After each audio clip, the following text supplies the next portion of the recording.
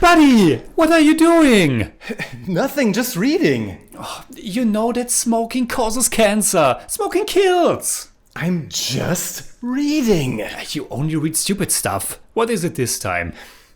It's a book with pictures of dogs, you clunk.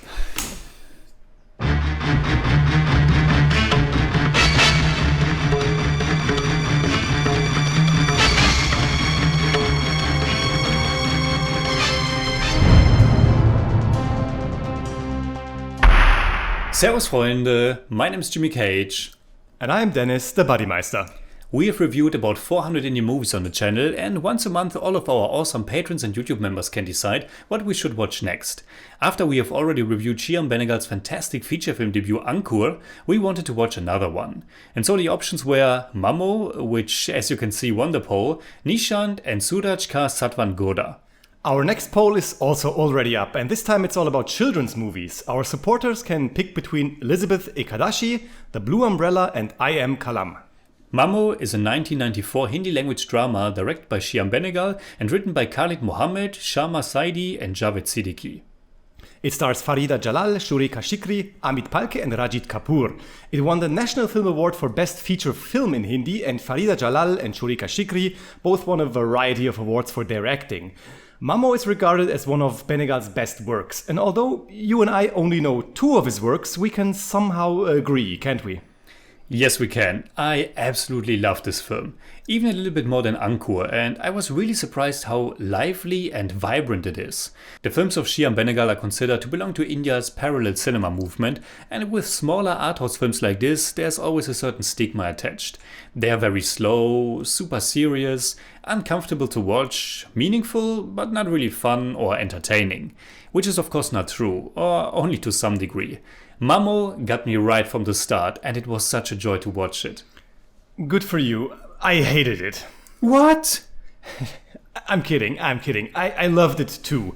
It's a beautiful, life-affirming movie that certainly earned a place in my personal top 10 Indian movies. It is just a great portrayal of a small Indian family that was heavily influenced by the partition of India. The movie is an account of a certain period in the life of Riaz, a teenager who lives with his grandmother Fayadsi. One day they get a visit from his grandmother's sister Mehmuda Begum Anwar Ali, commonly known as Mammo, and we take part in the journey the three of them take from then on. I love it when movies start with a wonderful song, and this one does. Well, actually we start with a quick cut montage, but I don't want to interrupt you. Alright, the montage comes first, but after that comes Ye Fasile Teri Galion Ke, an instant classic for me, beautifully sung by Jagjit Singh. I agree, and the song also bookends the movie and thereby encapsulates what it ultimately is about. The movie tackles very serious topics, or rather it's told before the background of great tragedy. But it doesn't directly show the tragedy, it shows the aftermath. It shows how the tragedy is ingrained into this family and, in the bigger picture, the country of India. Mammo asks questions like what and where are your roots, what is home, what is identity, and of course a major incident like the partition in 1947 makes all the answers that you thought you had go haywire. But as you said, Mammo is not a sad or a gloomy movie. It has those moments, but all in all it's a life-affirming story. I have only read a few sentences about the movie before watching it, and I knew about its subject matter. And that's probably why I was all the more surprised how energetic and joyful this movie is, and that it plays very much like a coming-of-age story with the young teenager Riaz, played by Amit Palke, at its center.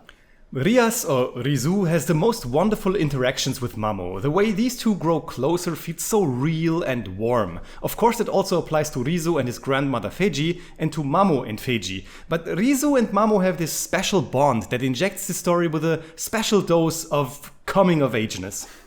Riaz is great at school, quite cheeky, and he enjoys classic music and poems. So he could very easily come across as rather obnoxious. But he doesn't at all. Instead, this portrayal feels super real and, to me personally, also very relatable. He's right in the middle of puberty, and now this unannounced guest is disturbing his life and entering his privacy. Child actors can easily derail a film, but Amit Palke and the direction of Shyam Benegal are so great that it quickly became a pure joy to experience this story through the eyes of that young boy. I loved the interactions between him and his friends, and it was super awesome when they tried to watch Alfred Hitchcock's Psycho. Mammo incorporates this very genuine feeling of youth and passion to discover movies and music, literature and also pornography. And at the same time, it tells this intimate story of a displaced woman who has no real home for herself anymore. Yeah, and what a fantastic performance by Farida Jalal. She brings so much life to the character of Mammo. She's really great, and that performance is like one for the ages for me personally. It's just so good, and it's just a great movie. The editing by Asim Sina is sharp, not just a jump back in time, but also between individual scenes. It's fast and on point. And you can say what you want, but it does make a difference in what quality a film is available or preserved. We watched this on Mubi, and the images were so crisp and the colors so vibrant, which again added another layer of joy to watch this. Apparently, this was the first film by director of cinematography Prashant Jain, and he beautifully captures the world of the film. Both the intimate interior scenes as well as the life outside. There's something very palpable about his images, and the camera movements feel so delicate and meticulous. By the way, it was a nice surprise to see Kishore Kadam in this one. We have just watched the Marathi language satire Deol before, and I have also reviewed June a while ago. And here he was again. I immediately recognized his voice. Yeah, Agent Raju and this whole visa thing Mammo must go through functions like the sword of Damocles that's hanging over the whole family, and you just know that this will eventually blow up in her face.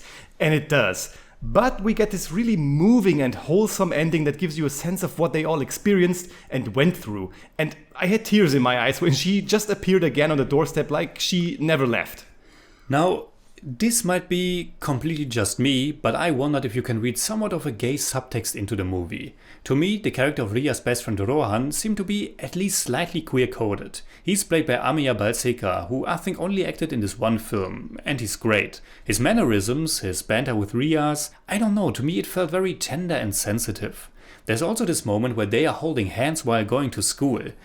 I assume maybe you hold hands when you enter the schoolyard?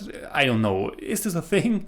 It just stuck out to me, and I was wondering if there might be more to their friendship. Now, of course, Ria's grandmother is finding his porn magazine later, but who knows. There's also the circumstance that Riaz is still unmarried in the present and pursuing a career as a writer, which is something a bit outside the norm. I noticed that too. Might be intentionally, might be just you and me, I don't know. In either case, the movie feels richer because of it, and it adds to the theme of not belonging and getting ousted by society. Absolutely. So, what would we say in German about Mammo? Mammo ist ein fantastischer, lebensbejahender Film, der die Tragödie der Partition Indiens ergreifend erzählt und ebenso greifbar macht. I give Mammo 9 out of 10. It's more like 8.5, but I don't do that. For me, it's also 9 out of 10. It's more like 8.8, but I don't do that either.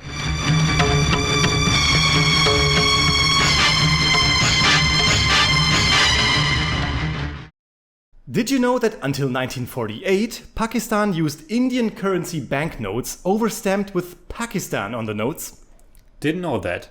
So, what are your thoughts about Mammo? Leave a comment. You can hit me up on Twitter, Instagram, Letterboxd and also on Patreon, simply at the Jimmy Cage. And you can hit me up on Twitter at the Buddymeister. And as always, if you enjoyed this episode, please give us a thumbs up, share, subscribe, whatever you like. And make sure you hit that bell for all we have to tell.